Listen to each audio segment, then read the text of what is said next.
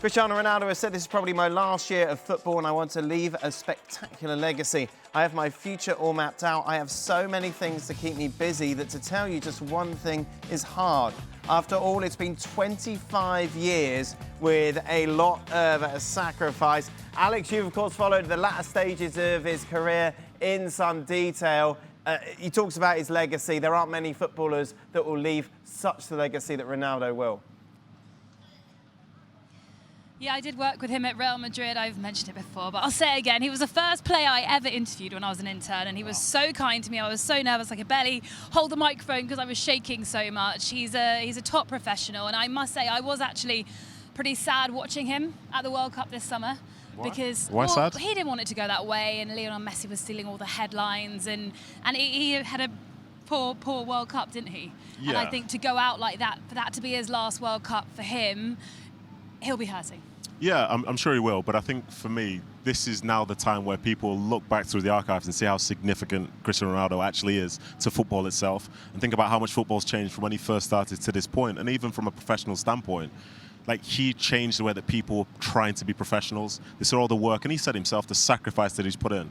Like, he made that the standard for so many players who will never be as talented as he is, and as a consequence, his legacy is incredible. And if you want to watch, Ronaldo goals, it's going to take like hours. He's been so significant. He's been involved in some of the biggest and best moments in football, not just in Europe, but around the world across the last 20 years. And for him to be able to step away now, I think it's time that people, finally give him his flowers. Instead of discussion like, oh, he doesn't run in behind, doesn't do this, doesn't do that. Acknowledge that, say, for him, Messi, and I think just those two, they're bigger than the sport itself. He's somebody who's been an incredible, joy. I've played against him, beaten him a couple of times. I've played against him, but he's been the star of Real Madrid. He's been winning Ballon d'Ors, the best player in the world. And as a consequence, as I say, him stepping away from the game will be very different to talk about a game that doesn't feature him. But I don't think there'll be many people become anywhere near being able to meet his legacy. Do you think he'll coach? What do you think he'll do? Or media, come join us? I don't he's know. Always welcome. Yeah, he'll always be welcome here. But I just feel like he's got other money-making things on the side, which he could probably focus on a little bit more, which might be a little bit easier than listening to Dan Thomas, a few days a week. I think he'd love that. Battle of the six-pack. Looking at it, it's interesting. The conversation about Ronaldo, Shaq, over the last few months has been negative. History won't give a damn what he did in this World Cup. No. Or the fact that he played when he shouldn't play. They will look back and look what he did at United, at Real Madrid, everywhere he went, the success that he had, the Euros with Portugal.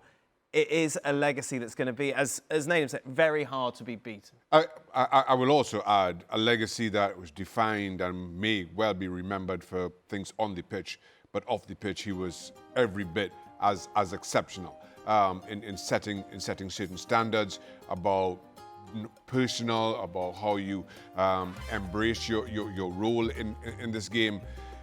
It is impossible to understate how good Ronaldo was, his importance to the game in this moment. And that almost was overshadowed by this rivalry which we thrived on with Lionel Messi, two players that were just so much better than everybody else who played the game in a generation that we lost sight of exactly how good each was. Ronaldo made the most of his talents. And I do not think the game has seen a better, more focused goal scorer than Cristiano Ronaldo. Defined a generation as much as anybody in this game. What was defending him like, Kieran? A nightmare, an absolute nightmare. And as Shaka and the boys said, he wrote himself in the history books forever as one of the greatest. He had everything. He had everything. I love the way, just to try and add something that the boys haven't already said, I just love the way he evolved as a player. When he was young and he burst onto the scene at Manchester United, he was full of tricks and speed and showboat. And then as he grew and matured and went to Real Madrid, he changed his game and, became more of a finisher, a poacher, just elite. Just so elite. And then there's people that come into this world and they enter a business or a sport and they are anomalies. Mm-hmm. And he is an anomaly. He completely distorted stats and made it seem like, you know, getting 10 goals and 12 assists is pretty subpar. He really just took the game to a whole nother level, and he has all my respect. I'll also add, Dan, I'd like to acknowledge my role. Well, yes, Shaka. He was, of course, a phenomenal free kick taker, and the first ever free kick he scored in the Premier League. Yeah, but what it was against Shaka I saw this young, talented player so coming you let it through in at on United, purpose to give him a boost. he was lacking confidence, and I could tell needed a goal. There are so many players in the history of the Premier League that you try to give that confidence to, Shaka. Well, you know, not many. Ronaldo is my point. No, yeah, I recognise that in Cristiano. He needed a goal, Dan. He's a good, selfless.